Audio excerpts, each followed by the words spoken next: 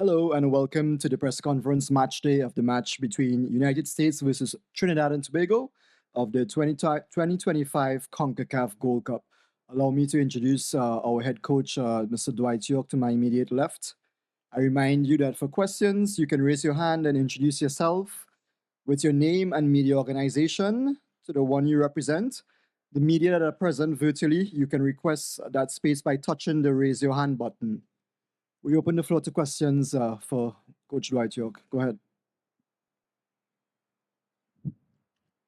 Hi, Dwight. Declan Fulton from OliMundo.com. What were you hoping to take away from today's game, and how do you prepare for the match against Haiti? Well, we know that coming into the game, although a lot of hype around the American team in terms of the results hasn't been particular gone their way. We were not under any delusion that the fact that this game was going to be arguably the toughest game in the group stage, and of course we prepared thoroughly, trying to maintain and frustrate the Americans as long as possible. And obviously, when you conceded 16 minutes, I felt that once we conceded, the game had settled down a little bit, and I felt that we would have been able to hold off America until halftime because we needed to make some changes, some tactical changes. And then, of course, when you look at the goals that we sort of conceded, 41 minute and 44th minute, those are two gifts. And so at 1-0, we felt that we would have been in the game. And of course, it snowballed into, then from there on, we were always going to be playing catch up from that point on. I felt second half we did a little bit better, and of course created 1 and 2 chances, but the game was already over. And then when you reflect on, it's just a bad day at the office, I would say, and we need to put that behind us very quickly because there's 2 more games to go, and with 2 more games to go, certainly we gotta win maximum points against Haiti, and that would be the intention going forward. Next question for Coach. Yeah, go ahead.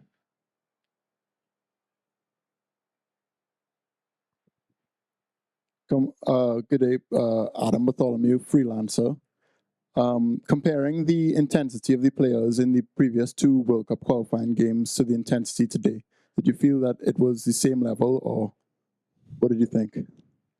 I think it was obviously clear to see that although I praise my players and I will back my players all the way to the very end, you could see when you play an international level, you got to be at a certain level. And as much as I praise my players as much as I can, and I will always support them in every sense of the way. Today we wasn't at the races, and it gives us an indication the gap at international level and to where some of my players are playing at the moment. We know there is still a lot of work to be done, and we will continue to work and try and close that gap as best as possible. But it's a clear indication that there is still a lot of work ahead of us to do. But you can certainly see the class in where we are at the moment as a country.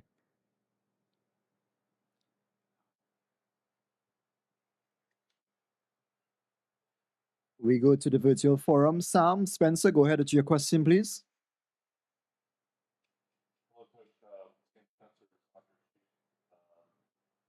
Sorry about the result today.